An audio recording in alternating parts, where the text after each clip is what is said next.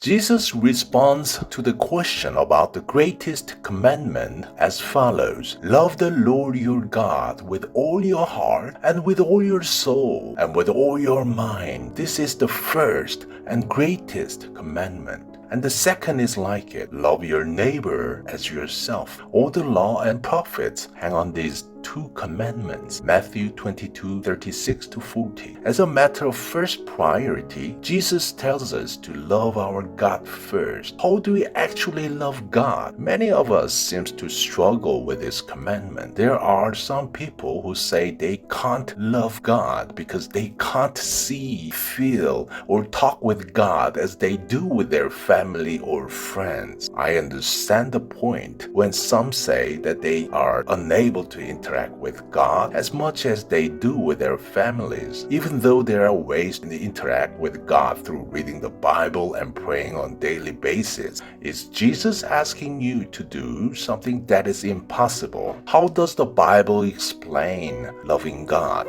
1 John 5:3. This is love for God, to obey His commands. And His commands are not burdensome. I will repeat this again. This is love for God, to obey His commands. And Jesus, who has given the biggest commandment, say in John 14:21, whoever has my commands and obey them, he is the one who loves me. He who loves me will be loved by my Father, and I too will love him and show myself to him. Obedience is our way of showing God we love him. By obeying God, you demonstrate your love. Now, we understand that loving God is obeying God's commandments. So follow His commandments. What's the next step after loving God according to Jesus? His commandment is to love your neighbor as yourself. Therefore, if you love your neighbor as yourself, you are loving God because you are obeying one of His most important commandments.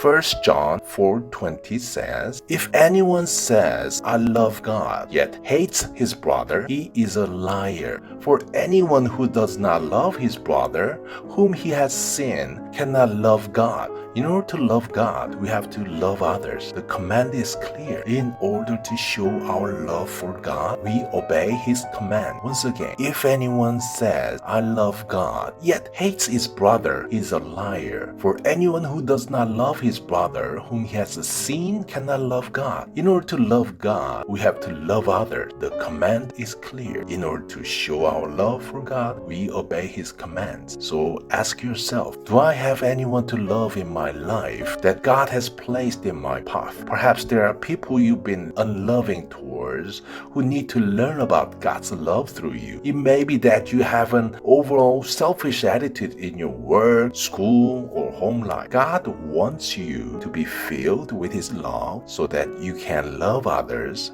as you love yourself. The other day we talked about definition of love in Bible, which is 1 Corinthians 13:4-8. Love is patient and kind. Love does not envy or boast. It is not arrogant or rude. It does not insist on its own way. It is not irritable or resentful. It does not rejoice at wrongdoing, but rejoices with the truth. The way we love God is to obey His word, which is to love our neighbors as ourselves. If you ask God, He will give you a new heart for loving others. As it says in Jeremiah 24:7, I will give them a heart to know me, that I am the Lord. They will be my people, and I will be their God, for they will return to me with all their heart. Pray to God and receive the love, true, authentic love of Jesus.